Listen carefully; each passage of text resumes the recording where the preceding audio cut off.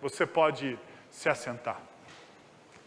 Muito bem, meus irmãos, muito bem. Nós vamos ter aqui a última mensagem de 2020. E nós pensávamos que não chegaríamos a isso, né? Porque quando começou 2020, talvez você seja como eu, né? Você começou 2020 cheio de projetos, né? Com uma lista, não sei, você vai fazer agora essa lista a partir do dia, essa semana, né? Quinta-feira, de quinta para sexta, nós temos aí a virada de ano, não é isso? Então, talvez você esteja planejando agora, neste momento, o seu 2021. O seu 2021, né? Apesar de 2020 não ter acabado, mas você está ansioso para que ele acabe. Mas deixa eu te dizer uma coisa, uma má notícia, né? Porque o Evangelho, não sei se vocês sabem, mas o Evangelho é composta de duas verdades, né? De uma boa verdade, que Cristo Jesus morreu por você, e de uma má notícia, que você é pecador e você precisa desse Jesus que morreu por você. Né? Então, ele tem essas duas, e se você, caso, né, não abrace o Evangelho, tem uma notícia pior ainda por trás dessa má notícia, né? Mas a gente deixa isso para um outro momento. Deixa eu te dizer a má notícia que eu tenho para você: a partir do ano que vem, os seus boletos vão vencer novamente, o seu cartão de crédito vai chegar, e nós ainda não teremos uma vacina no nosso país. Então, se você alimenta falsas esperanças, né, de algo que aconteça inesperadamente, talvez a sua esperança devesse estar, né, na volta eminente de Jesus. Porque se Jesus romper os céus do dia 31 para o dia 1º, essa pandemia acaba na hora. Então talvez a nossa oração nessa noite ou nesses últimos dias seja: Maranata, vem Senhor Jesus o mais rápido possível, né? Mas nós estamos entrando, né, na última mensagem da série de Natal, né? O pós-Natal. Nós estamos ainda nesse rescaldo, né, do Natal. Você ganhou presentes, distribuiu presentes, deu panetone, recebeu o panetone, né? Então está nesse momento de rescaldo do Natal. Então eu queria ler uma última história que ela acontece com Jesus e alguns personagens, porque esse é o nosso tema, né? As histórias, né, ao redor da manjedoura, principalmente hoje, que são dois personagens muito icônicos. Mas antes disso, antes da gente entrar no nosso texto, eu gostaria de perguntar uma coisa para você, né? Eu falei aqui de listas no começo dessa reflexão, a lista que você está fazendo, e deixa eu te falar uma coisa. O que você vai buscar a partir dos próximos dias? O que você vai buscar? Você já fez o seu planejamento? Né? Talvez você fale para mim e fale assim: Wellington, mas olha, eu já estou aí com meus 60 e poucos anos, né? Não vou buscar mais nada. Deixa eu te lembrar Caleb. Caleb, com 80 e poucos anos, ele foi conquistar uma terra prometida, né? E ele esperou 40 anos para entrar nessa terra. Então, não se prive por causa da idade. Não se prive por causa da idade, né? O que você vai buscar em 2021? O que você vai buscar? Você já parou para pensar nisso? O que você busca? Então, deixa eu mudar a ideia, né? Porque muitas vezes quando a gente fala assim, no que nós vamos buscar, isso cria uma confusão na nossa mente, no nosso coração, né? Porque existem tantas opções no nosso mundo, né? O que você busca hoje? Deixa eu mudar isso aí. Deixa eu tirar do futuro e colocar no presente. O que você busca hoje? O que você busca hoje? Já parou para pensar? Talvez você busque, melhor dizendo, estabilidade financeira, né? É bom estabilidade financeira, não é?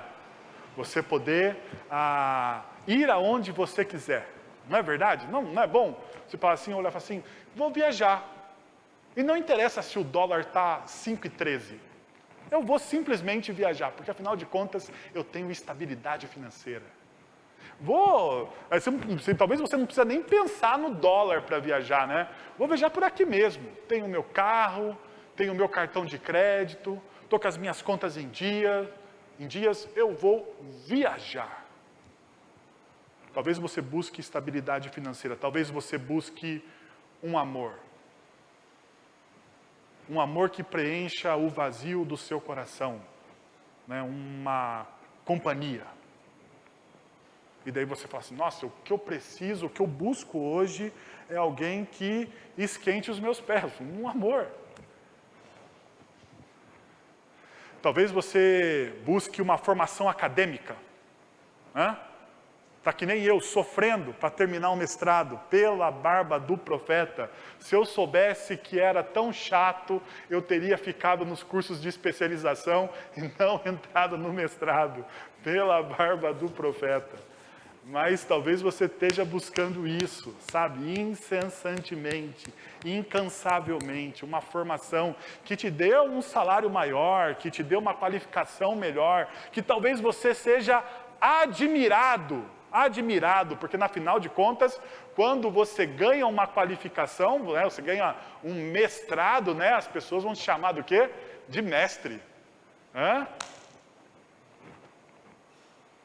Reverendo mestre, pensou que coisa interessante, né? Mas todo mundo busca alguma coisa, e talvez você busque algo que eu não tenha falado aqui, mas você esteja buscando. Mas deixa eu te falar uma coisa, o que você busca define a quem você adora. Sabia disso? O que você busca vai definir a quem de fato você presta culto. Olha só, a Bíblia nos dá um conselho, né? Nos dá um princípio, nos dá vários princípios de vida, né? Eu não gosto muito da tradução de mandamentos para os 10 mandamentos, porque na verdade a palavra no hebraico 10 mandamentos, o mandamento que o Senhor te dá, são na verdade palavras, né? São 10 palavras de vida. Você pode pegar qualquer dicionário vagabundo de hebraico que ele vai te dizer isso. Ele vai te dizer isso. Mas a gente traduz por mandamentos e transformamos isso em algo legalismo, em um legalismo fatal para a nossa espiritualidade. Mas na verdade aquelas 10 palavras de vida começam com uma coisa chamada não terás outros deuses diante de mim. Ouça, ó Israel, eu sou o Senhor, o seu único Deus, o Shema Israel, né? Isso era a busca daquele povo. E essa busca definia a identidade do povo de Deus. Por isso que os 10 mandamentos começam assim: ouve, ó Israel, eu sou o Senhor, o seu único Deus. Sabe qual que é o nosso problema? Nós criamos vários outros deuses. As nossas buscas infindáveis do nosso coração vai criar vários outros deuses. E daí nós vamos olhar para esse único Deus, a quem deveria ser buscado, e nós dizemos assim: Senhor, por favor, me ajuda com esses outros deuses que eu criei. Porque é isso que a gente faz, não é? Já percebeu sua oração? Você chega na sua casa à noite e você fala assim: Senhor, eu estou com dificuldade com o meu filho, porque afinal de contas o meu filho é um Deus para mim, eu me preocupo mais com o meu filho do que com o teu evangelho. Eu sei que você não ora assim, mas é o que está por trás da sua oração. Daí você fala assim: Senhor, tem mais uma coisa, não só o meu filho, mas tem também o meu trabalho. O meu chefe está pegando no pé, eu estou com medo de perder a minha estabilidade financeira. Porque afinal de contas, a estabilidade financeira é para mim um Deus. E se faltar a estabilidade financeira, eu não confio no seu caráter, porque apesar da Bíblia dizer que o Senhor proverá, eu tenho dúvidas, né? Porque afinal de contas, eu nunca vi um contra-cheque dizendo eternidade cair na minha conta. Eu tenho dúvidas. Daí você, na mesma oração, você continua orando e fala assim, mas Senhor, o meu casamento também não está bom. E afinal de contas, se eu me separar, eu odeio ser rejeitado. Isso vai ferir profundamente a minha autoimagem, que é um outro Deus que eu tenho. Vai ferir profundamente a minha autoimagem, o meu orgulho, a imagem que as pessoas têm de mim. Então, deixa eu te falar uma coisa. Cuida desse outro Deus aqui. Porque, afinal de contas, eu tenho vários outros problemas. E eu preciso que alguém cuide desses problemas. E eu estou colocando o Senhor aí para cuidar desses problemas. Pergunta, e eu quero que você seja sincero hoje. Porque, afinal de contas, é o último domingo do ano, né? E talvez ser um domingo sincero com Deus vale a pena para a sua espiritualidade. Isso não é uma verdade? Isso não é uma verdade? As nossas buscas definem quem de fato nós adoramos. Isso é tão verdade, perceba só, isso é tão verdade que o Tim Keller, em Falsos Deuses, ele vai dizer o seguinte, na década de 1830, perceba o ano, 1830, quando Alexis Tocqueville registrou suas famosas observações sobre a América, sobre os Estados Unidos da América, então a gente vai fazer uma transposição para a nossa cultura, sobre a América, notou uma estranha melancolia e a assombrar os habitantes em meio à abundância. A abundância. Os americanos acreditavam que a prosperidade poderia saciar-lhes o anseio por felicidade, mas era uma esperança ilusória. Grifa aí. Era uma esperança ilusória. A abundância, a abundância poderia fazer o quê? Prosperar o coração deles, para trazer uma felicidade abundante. Mas, porém, essa perspectiva de prosperidade não acalentava a realidade deles. Por quê? Acrescentou Tocqueville. As alegrias imperfeitas deste mundo, as alegrias imperfeitas deste mundo, jamais satisfarão o coração humano. As alegrias imperfeitas deste mundo jamais satisfarão o coração humano. Essa estranha melancolia se manifesta de diversas maneiras, mas sempre leva ao mesmo desespero de não encontrar o que se busca. Agora deixa eu falar uma coisa para você. Você já percebeu que quando você coloca a sua esperança em algo, emprego, bens, tecnologia, algo, ou em alguém, uma pessoa, um filho, ou qualquer outro alguém, quando você coloca toda a sua esperança em algo, em alguém, geralmente você se frustra. Já percebeu isso? Já percebeu que quando você coloca a sua esperança em algo ou alguém, quando você alcança aquilo,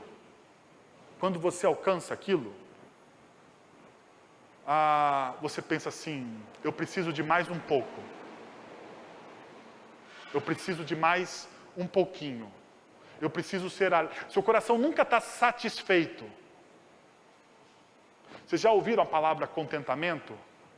Com certeza já. Né? Contentamento o que é? É a plenitude, contentamento, é a plenitude de não sentir falta de absolutamente nada. Mas você já se pegou na sua casa, no seu apartamento, no seu quarto? Você sente falta de alguma coisa e você não sabe o que é? Sabe? Você sente falta de algo, está tudo organizado na sua vida, mas você sente falta de algo que você não sabe o que é? É essa melancolia aqui. é essa insatisfação. Essa insatisfação das coisas que são imperfeitas. Tim Keller, ele continua dizendo uma outra coisa. Ele fala assim, olha só. O conceito bíblico de idolatria é uma ideia extremamente sofisticada. Porque nós temos uma ideia de idolatria onde a gente se curva diante de uma imagem. Mas esse não é o conceito bíblico de idolatria.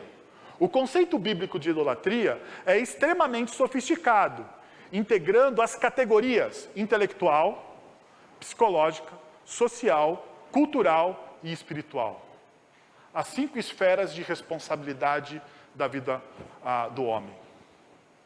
Há ídolos pessoais, como o amor romântico e a família, ou o dinheiro, o poder e a conquista, ou o acesso a determinados círculos sociais, ou a dependência emocional de outras pessoas em relação a você, ou a saúde, o preparo físico e a beleza física. Muitos se voltam para essas coisas em busca de esperança, do sentido da realização que só Deus pode dar. Pergunta: o que você está buscando hoje? O que você está buscando hoje? Porque se você estiver buscando uma dessas coisas, que são imperfeitas, deixa eu te dizer uma coisa, a sua satisfação será imperfeita.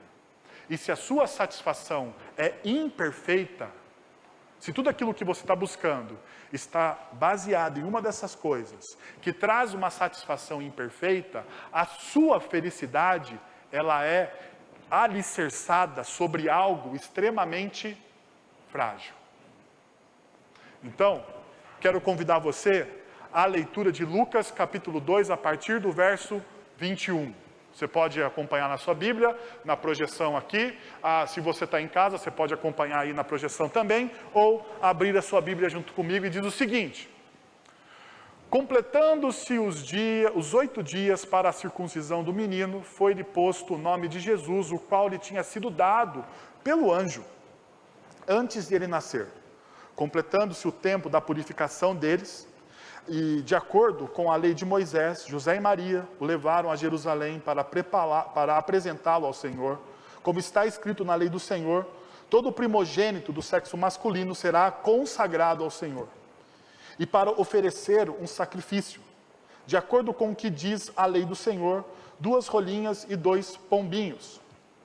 Havia em Jerusalém um homem chamado Simeão, que era justo e piedoso, e que esperava a consolação de Israel, e o Espírito Santo estava sobre ele. Fora-lhe revelado pelo Espírito Santo que ele não morreria antes de ver o Cristo do Senhor.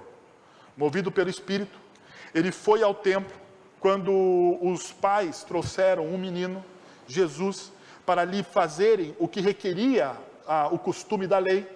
Simeão o tomou nos braços e louvou a Deus, dizendo: ó soberano, como prometeste, agora podes despedir em paz o teu servo, pois os meus olhos já viram a tua salvação, que preparaste à vista de todos os povos, luz para a revelação aos gentios e para a glória de Israel, teu povo. O pai e a mãe do menino estavam admirados com o que fora dito a respeito dele. E Simeão os abençoou e disse a Maria, mãe de Jesus: este menino está determinado a causar a queda e o soerguimento de muitos em Israel, a serem um sinal de contradição, de modo que o pensamento de muitos corações serão revelado. Quanto a você, uma espada atravessará a sua alma. Estava ali a profetisa Ana, filha de Fanuel, da tribo de Asser. Era muito idosa, tinha vivido com seu marido 7 anos depois de se casar, e então permaneceu viúva até a idade de 84 anos. Nunca deixava o templo, adorava a Deus jejuando e orando dia e noite. Tendo chegado ali naquele exato momento, deu graças a Deus e falava a respeito do menino a todos os que esperavam a redenção de Jerusalém. Depois de terem feito tudo o que era exigido pela lei do Senhor, voltaram para a sua própria cidade, Nazaré, na Galileia. O menino crescia e se fortalecia, enchendo-se de sabedoria, e a graça de Deus estava sobre ele. Nós temos aqui dois personagens, e talvez você também, temos vários, né? Na verdade não dois personagens. Você tem Ana, você tem Simeão, você tem Maria, você tem José, e você tem o menino ou o bebê Jesus ali naquele momento, né? Mas eu queria focar dois personagens nessa noite. Então eu vou fazer, já vou dizer para vocês, o que eu vou fazer hoje aqui. Porque o texto é belíssimo e profundo, então eu vou criar um recorte aqui no texto. E eu vou focar dois personagens. E esses dois personagens são aqueles que buscam. São aqueles que buscam. E, consequentemente, esses dois personagens que buscam são os personagens Ana, né, e Simeão. Perceba, Simeão, ele busca. Diz o verso 25, havia em Jerusalém um homem chamado Simeão, que era justo e piedoso, e que esperava a consolação de Israel, e que o Espírito Santo estava sobre ele. Essa espera aqui, né, esperava a consolação, é a busca. O outro personagem é Ana, e percebe-se que ambos esperavam algo. Mas Ana, ela não esperava a consolação.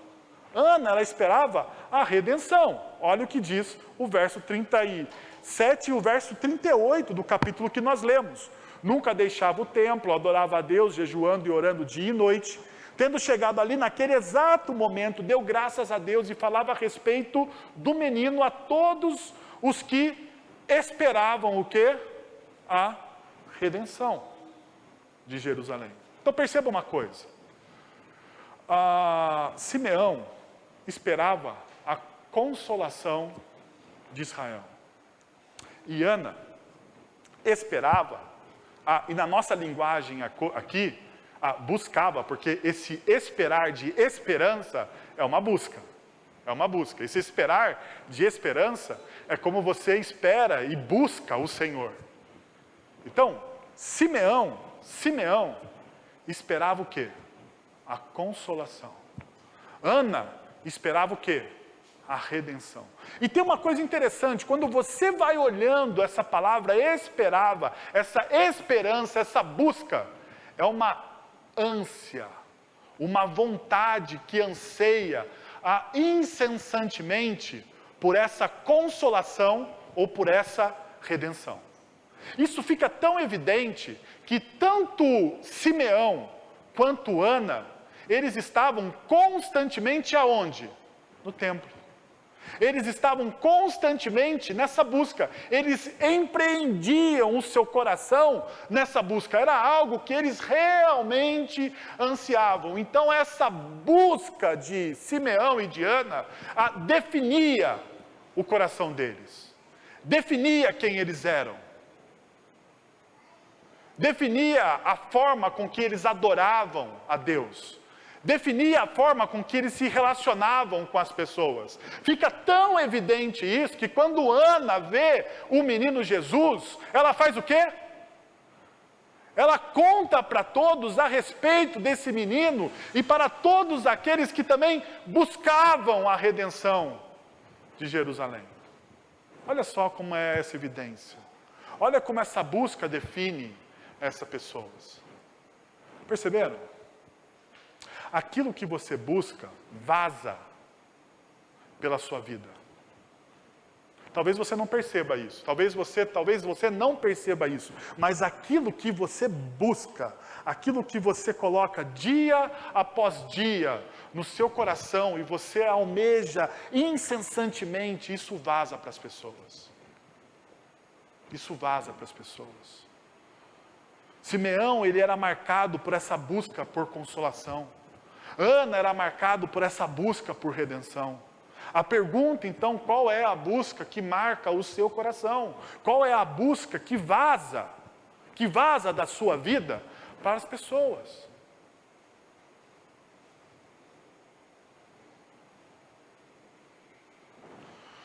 Bom, deixa eu definir para vocês aqui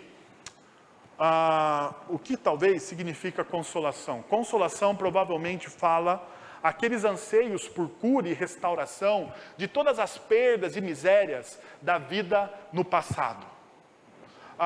Em Isaías, o povo experimentou o julgamento e o exílio com toda a sua culpa, medo, solidão e morte. Consolação é quando Deus vem para curar, restaurar e reviver tudo que foi jogado fora ou perdido. Isso é a consolação.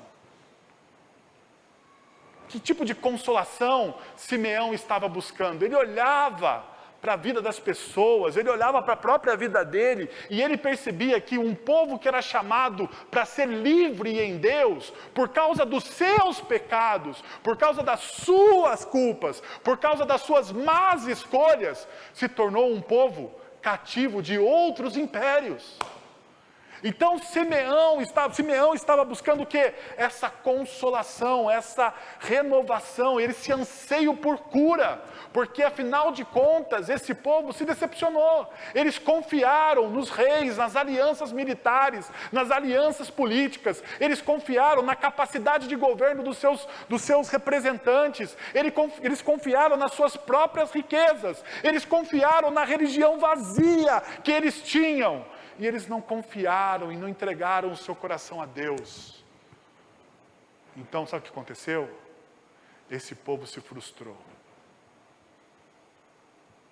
Então, existe um homem que busca essa consolação. Olha só o que o texto de Isaías, capítulo 49, verso 13 diz. Gritem de alegria, ó céus, regozijem-se, ó terra, rompam em canção, ó montes, pois o Senhor consola o seu povo e terá compaixão dos seus afligidos. E esse Jesus é o consolo de Deus, quando olhamos para trás e vemos todo o pecado, ódio, raiva, culpa, vergonha, dúvida e fracasso sendo perdoados em Cristo Jesus. Isaías capítulo 49, verso 13, ele é cumprido em Cristo Jesus. Então, quando Simeão, ele olha para Jesus, para aquele menino, o que ele está vendo? Ele está vendo aquele que vai resgatar, que vai redimir, que vai curar o povo, que vai trazer consolação ao povo.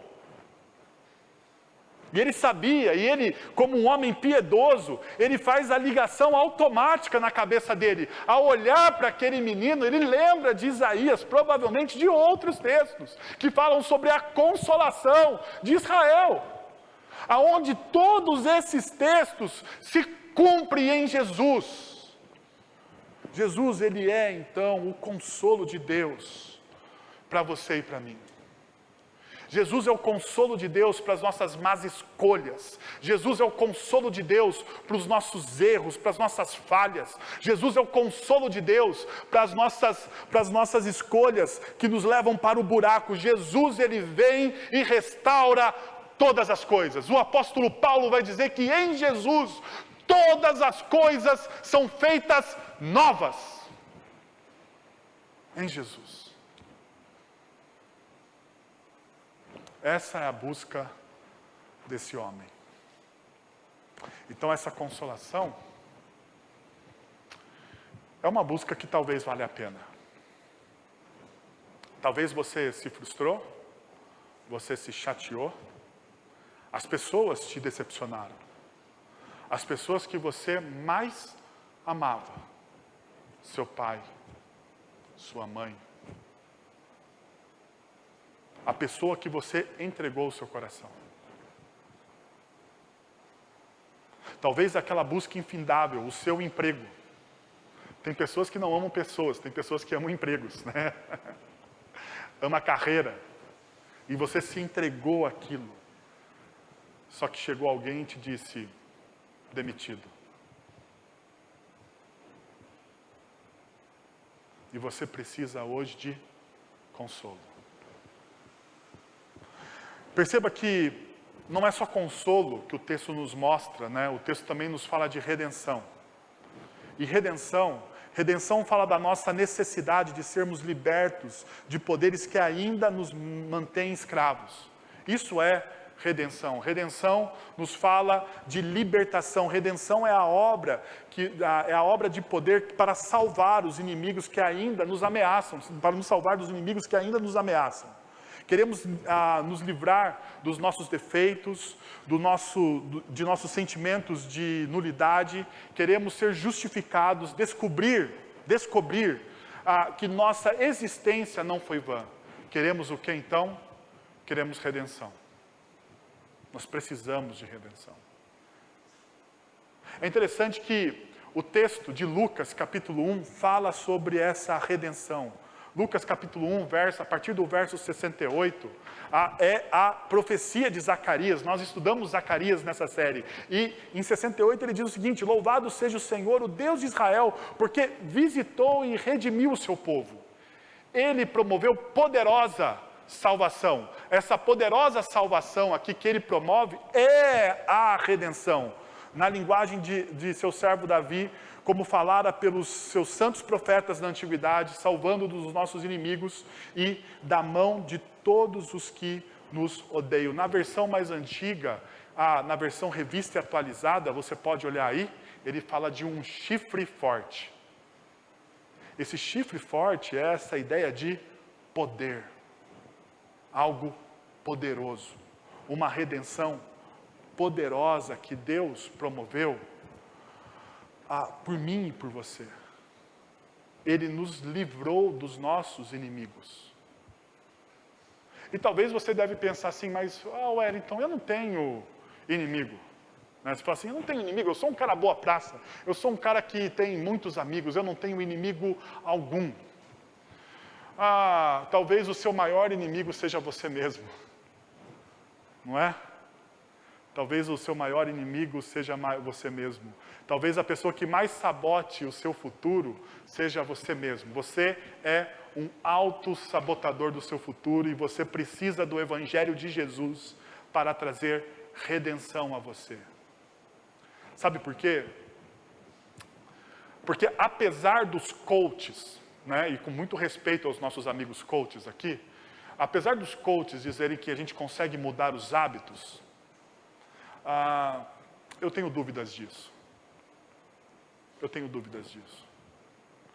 Sabe por quê? Porque os nossos hábitos estão enraizados nos nossos pecados. Os nossos hábitos estão enraizados nos nossos pecados.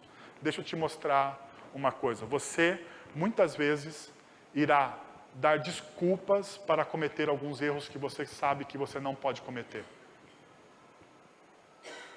Você dará desculpas teológicas sobre isso. Por exemplo,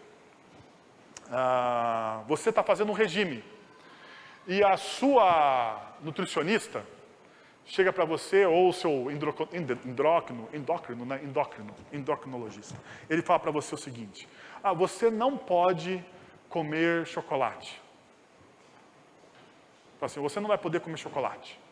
Daí ele olha para você e fala assim: você consegue não comer chocolate nos próximos 30 dias? Porque depois de 30 dias você vai nele, de novo, para fazer uma revisão do seu plano. Daí ele faz aquela pergunta, você olha, e você pressionado e motivado, para começar o seu regime, você fala o quê? Consigo. Que, rapaz, 30 dias não é nada. 30 dias não é nada. Eu consigo. Passa-se uma semana. Você consegue. Mas algo no seu emocional está sentindo falta. Porque desejo não tem a ver com a razão. Desejo tem a ver com o quê? Com a emoção. Você pode ser o maior cartesiano da face da Terra. Mas deixa eu te dizer uma coisa. Você pode ser um empírico.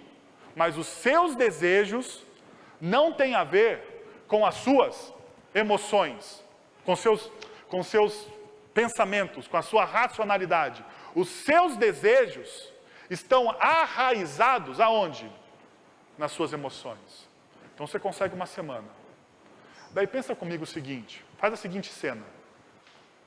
Um dia você chega em casa e você tem uma discussão com seu esposo, com a sua esposa, com a sua mãe, com o seu tio, com a sua avó, com a pessoa que você ama. E a pessoa praticamente te esculhamba e te fere emocionalmente. Você precisa de um remédio emocional. Algo que aplaque a sua carência emocional. E o que é que vai te aplacar a sua carência emocional? O chocolate.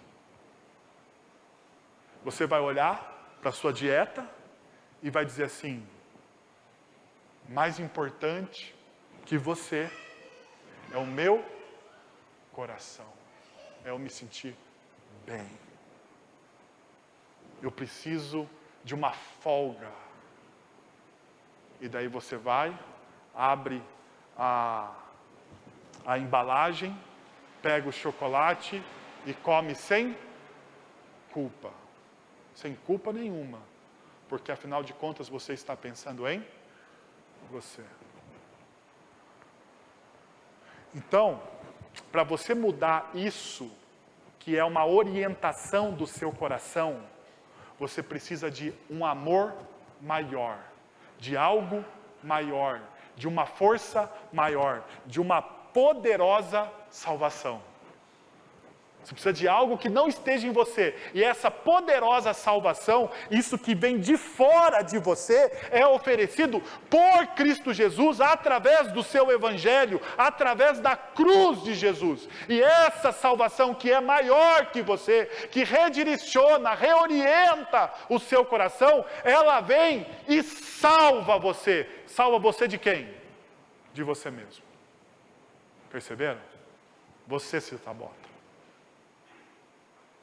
Mas você precisa de alguém maior do que você para reordenar os seus sentimentos, para reorientar o seu coração. Bom, a pergunta então, que eu acho que eu preciso responder para vocês, definindo isso, é: qual o caminho que a gente precisa trilhar para essa busca? Qual o caminho que eu preciso trilhar para essa busca? Então deixa eu dar 3 ideias aqui para vocês, rapidamente, de qual o caminho que você deve trilhar para essa busca ser uma busca de significado na sua vida. Primeiro, mantenha a comunhão. Olha só o que Ana e Simeão fizeram. Diz o texto sobre Simeão, versículo 25. Havia em Jerusalém um homem chamado Simeão, que era justo e piedoso. Justo e piedoso. Olha o que o texto diz sobre Ana, a partir do verso 36.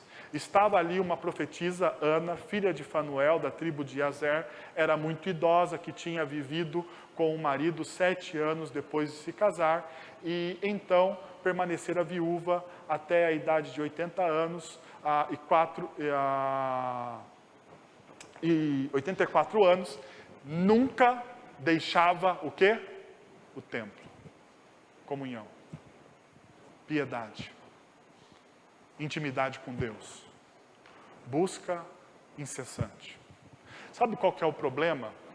Quando a gente fala de piedade, quando a gente fala de comunhão, quando a gente fala de santificação, quando a gente fala de qualquer uma dessas características, né, que são características que muitas vezes nós atribuímos somente à esfera da espiritualidade, a gente atribui a essas características um tempo e um lugar específico. Por exemplo, deixa eu perguntar para você, automaticamente sua cabeça responde, aonde você adora a Deus? Na casa de Deus. Automaticamente, a gente é feito para isso, né? Aonde você busca Deus? Na casa de Deus. Aonde você exerce a sua piedade? Neste momento aqui, ficando 1 hora ouvindo o Wellington, é um baita de um exercício de piedade, de paciência e de fé. Olha só que beleza. Daí você fala para mim assim, aqui é o lugar e o tempo. Perceba, você definiu a sua vida com Deus em um lugar específico, em um tempo específico. Pergunta, a Bíblia faz dessa forma? A Bíblia define um lugar e um tempo a respeito da sua piedade, da sua adoração, da sua devoção, do seu amor para com Deus? Ou a Bíblia nos ensina que adorar a Deus é aonde nós estamos, ou em todo lugar que nós estamos, a todo momento que nós estamos ali em adoração? O apóstolo Paulo vai dizer, quer comais, quer bebais, ou façais qualquer outra coisa. Perceba, você fazendo qualquer outra coisa, aquilo que você está fazendo deve ser para quem? Para a glória de Deus. Isso é ter piedade. É aquilo que eu estou fazendo, ele é algo para adoração a Deus. É algo para a glória de Deus. E para a glória de Deus é algo que eu mostro para Deus e digo, isso é para o Senhor. Então assim, quando você está lavando a louça, você lava essa louça para a glória de Deus. Eu sei que talvez na sua cabeça isso seja algo ordinário, mas são nas pequenas coisas que eu demonstro que a minha verdadeira devoção a Deus. Sabe qual que é o nosso grande problema? O nosso grande problema é que muitas vezes nós achamos que devoção a Deus é fazer grandes coisas, né? Grandes eventos. Você fala assim, um homem santo. Você fala assim, uma mulher santa. Você pensa em quem? Madre Teresa de Calcutá. Você pensa, nossa, aquela mulher era santa, vivia lá com os leprosos, né? Grandes coisas. Você pensa num missionário, né? John Calley. Você pensa num cara que fez algo fenomenal. Mas os verdadeiros homens santos e piedosos demonstraram a sua piedade, a sua paixão, a sua comunhão, o seu amor para Deus, sabe aonde? Nas pequenas coisas. Nas pequenas coisas. Nos relacionamentos ordinários.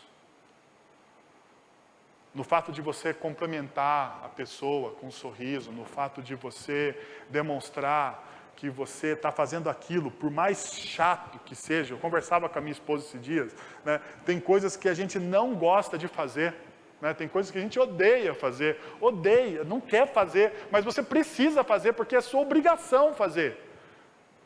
E essas coisas você precisa fazer para quê? E para quem? Ali é que você demonstra de fato a sua piedade. Você fala assim, eu vou fazer aquilo para a glória de Deus. Para que Deus seja glorificado.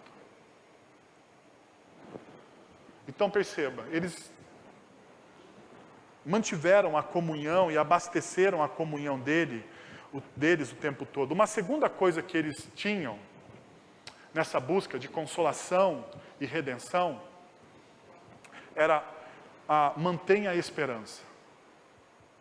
Eles mantiveram a esperança deles. Então, perceba o que diz o verso 26. Fora-lhe revelado pelo Espírito Santo que ele não morreria antes de ver o Cristo do Senhor. Simeão, segundo os estudiosos, já era um homem de idade, alguém experimentado pela vida. Ele ia ao templo, ele buscava isso e ele não perdeu essa esperança. A mesma coisa acontece com Ana. Era muito idosa, diz o verso 36. O verso 37 dizia, então permanecera viúva até a idade de 84 anos. Interessante, né? Não fala a idade de Simeão, da Ana eles falam, né, no texto. Lucas deixa bem claro isso. Duas pessoas com idades avançadas, já na terceira idade, experimentados. Mas eles não perderam a esperança. Deixa eu falar para você, ou tentar te ajudar aqui com esse negócio de esperança. Quanto tempo você está disposto a esperar por algo? Quanto tempo você está disposto a esperar por algo? Quanto tempo você esperaria por uma mudança no seu casamento, do seu filho?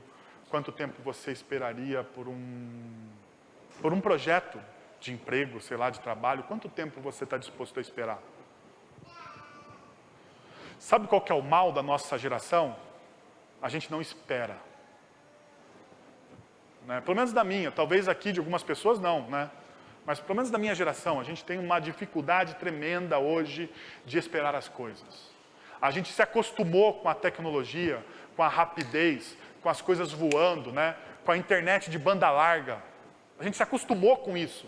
Então, se a gente já se acostumou com isso, nós não queremos mais o quê? Esperar. Nós não alimentamos mais esperança no nosso coração, porque as coisas precisam ser rápidas, imediatas. E se não for rápido, e se não for imediato, eu vou abrir mão disso.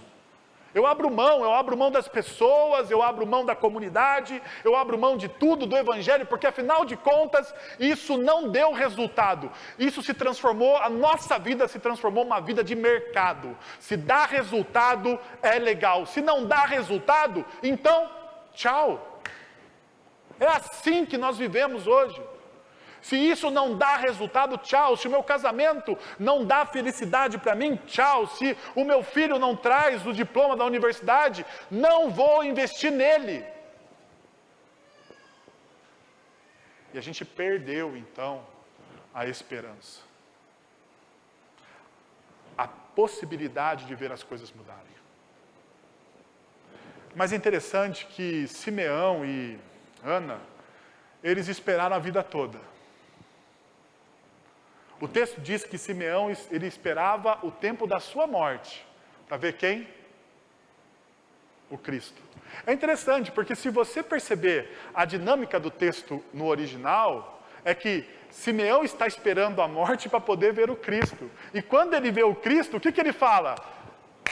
Posso ir embora em paz agora, porque afinal de contas, eu vi o Cristo do Senhor. Não é uma coisa contrária à nossa cultura, porque a nossa cultura tem uma dificuldade da morte, não é? Mas Simeão, ao ver o Cristo, ele olha para Jesus e diz, ok, posso partir agora, porque eu já vi Jesus. Já não me cabe mais esse mundo. Eu já posso brindar a eternidade, porque afinal de contas, eu não fui feito para esse lugar, eu fui feito para estar na eternidade. Olha só que visão daqueles que têm esperança. Daqueles que têm esperança. A morte para aqueles que têm esperança não tem a última palavra. E nós vivemos hoje em um contexto de morte. Nós estamos no meio de uma pandemia. Mas a morte, naqueles que vivem na esperança, não tem a última palavra. A morte não tem uma última palavra, porque quem tem a última palavra é o Cristo ressuscitado. A pergunta é se você cultiva a sua esperança. Se você tem esperança. Por fim, eu acho que eles mantiveram o coração aberto. Então, o meu conselho para você é, mantenha o coração aberto. Sabe por quê? Porque eu fiquei imaginando o seguinte, e agora, talvez eu entre num lugar muito delicado, porque tem a ver com o meu comentário pessoal. Eu não estou me apoiando em nenhum comentarista aqui. Então, não me acuse de uma heresia particular, porque se for é uma heresia minha e não mais de ninguém. Mas o texto bíblico me diz assim, olha o seguinte, movido pelo Espírito, verso 27, movido pelo Espírito, ele foi ao templo e quando os pais trouxeram o menino Jesus para lhe fazerem o que requeria o costume da lei, Simeão o tomou nos braços e louvou a Deus. Olha o que ele diz aqui, movido pelo Espírito. Frisa isso aqui porque muitas vezes, né, você não vai ver muito disso nos evangelhos. Movido pelo Espírito. Você vai ver um outro lugar nos evangelhos que é movido pelo Espírito, Jesus foi ao deserto para ser tentado pelo diabo. Daí você está a mesma palavra lá, movido pelo Espírito. Olha só, o Espírito Santo move Simeão. Eu fico pensando assim, Simeão, ele orou a vida inteira para ver quem? O Cristo, do Senhor. Simeão, ele não tem a revelação total de quem é o Cristo do Senhor. Nós temos. Então nós estamos olhando a história de maneira desonesta com Simeão. Sabia disso? Porque você sabe quem é Jesus, você tem toda a história, né? Agora eu queria que você olhasse de maneira honesta para Simeão. Aquele senhor de idade que orou a vida toda, de maneira piedosa para ter um encontro com o Cristo, ele vê quem? Ele vê o Cristo que reina, absoluto, ou ele vê um bebê? Eu não sei se você está pegando, porque assim, deixa eu te falar uma coisa. Todo judeu piedoso esperava um Cristo, ou esperava o Cristo. Mas esse Cristo que o judeu esperava era um grande rei. Era aquele que ia reestabelecer a monarquia de Davi. A raiz de Davi. É aquele que viria e libertaria o povo, não somente socialmente e espiritualmente, mas politicamente. Israel se tornaria uma potência mundial de novo, como nos tempos de Davi. Esse era a figura do Cristo. E daí quando Simeão olha, e quando o Espírito move Simeão, Simeão vê o Cristo que os judeus esperavam, ou vê o Cristo que Deus apresentou a ele? Eu estou falando de expectativas. Eu fico pensando assim, e aqui está o meu comentário pessoal sobre isso. Eu fico pensando, qual era a expectativa de Simeão enquanto ele orava por ver esse Cristo, sabe? Ele tem uma expectativa. Quando você ora a Deus, você tem uma expectativa de como Deus vai fazer as coisas, não tem? Tudo bem, é só eu que peco aqui, né? Eu tenho expectativas, eu sei disso, né? Então eu não vou julgar você se você não tem. Mas quando eu oro, eu tenho algumas expectativas de como Deus vai fazer. Mas de repente Deus vem e faz aquilo que eu pedi, não da forma como eu pedi, mas da forma como Ele deseja. A pergunta é, você está com o seu coração aberto para isso? Para Deus fazer não da forma com que você quer que Ele faça. Não da forma com que você quer que Ele faça, mas da forma que Ele vai fazer na sua história. A grande sacada de Ana e de Simeão para mim é exatamente isso. Eles mantiveram o coração aberto. Pode perceber, verso 38, quando fala de Ana, tendo chegado ali, naquele exato momento, deu graças a Deus e falava a respeito do menino a todos os que esperavam a redenção de Israel. Ela não se importou com o tamanho do menino, quem era aquele menino, a sua origem pobre, porque você não sabe de uma coisa. E eu não comentei no começo de propósito. Sabe a oferta que José leva ao templo? As 2 rolinhas lá, os 2 pombinhos, os 2 pássaros lá que tem que ser ofertados? Aquela era oferta de pessoas pobres.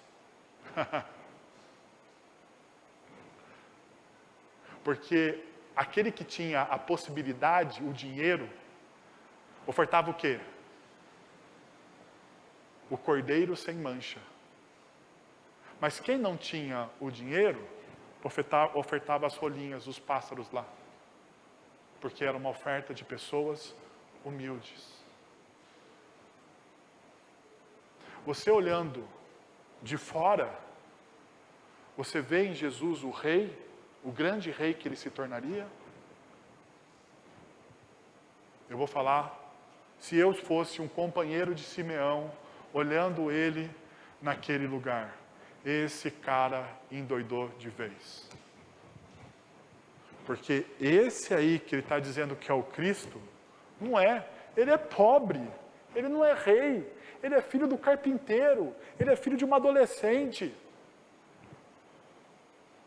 Ele não é quem esses caras estão dizendo que é. Sabe qual que é a diferença entre Simeão, Ana e você? Eles estavam abertos ao mover do Espírito. Deixa eu perguntar, última vez para você antes da gente orar. Você está aberto ao mover do Espírito?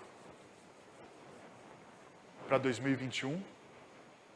Ou você está orando e planejando para que Deus faça exatamente do jeito que você quer que Ele faça?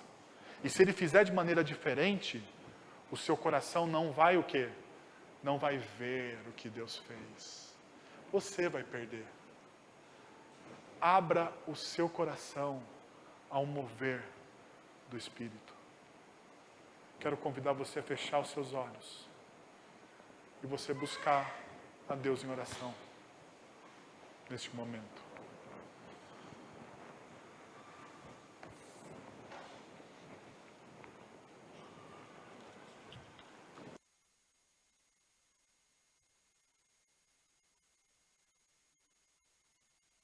Nós estamos na Tua presença, Pai. Nós temos buscas que definem o nosso caráter, Senhor. Nós temos buscas que definem a nossa história. As nossas decisões, elas são definidas, ó Pai, pelas nossas buscas, as buscas do nosso coração, aquilo que faz o nosso coração vibrar, Senhor. Mas nessa noite, Pai, nós queremos colocar isso tudo diante do Senhor. Nós queremos colocar isso tudo diante da Tua presença, do Teu amor, da Tua graça, da Tua misericórdia. Nós queremos colocar isso e derramar o nosso coração diante de Ti, Senhor. Porque nós reconhecemos, ó Deus, que o nosso coração não cultiva a esperança, Pai. Nós reconhecemos que o nosso coração é imediatista. Nós queremos as coisas rápidas, e rápidas, e rápidas, e rápidas. E perdemos, ó Deus, a visão mais ampla da esperança do Senhor. Muitas vezes, Senhor, nós somos tragados por uma vida corrida e não cultivamos a piedade, Senhor. Nós não cultivamos a comunhão com o Senhor. Então nós confessamos isso também diante do Senhor, ó Deus. Mas mais do que tudo, Pai, nós queremos confessar que o nosso coração, inúmeras vezes, não está aberto ao mover do Teu Santo Espírito nas nossas vidas. Nós oramos e planejamos, e entregamos os nossos planos ao Senhor, ó Deus, e não aceitamos alteração. Nós negamos, Senhor, assim a Tua soberania. Nós negamos assim, ó Deus, a Tua autoridade. Nós cremos em um Deus soberano, mas quando Deus nos surpreende, nós ficamos chateados com a soberania de Deus. Então, Senhor, nessa noite nós queremos pedir perdão ao Senhor. E pedir, Senhor, que o Senhor, de alguma forma, através da redenção, através da consolação, traga um novo significado ao nosso coração, ó Pai, renovando as nossas esperanças, transformando o nosso caráter, ó Deus, não pela força humana ou pela força do hábito, mas pelo redirecionamento das nossas emoções em Cristo Jesus. Porque Cristo Jesus é o consumador e o autor de todas as coisas, é o Senhor de todas as coisas, o Rei de todas as coisas. E por isso, Pai, nós nos entregamos ao Senhor. É em nome de Jesus que nós oramos. Amém.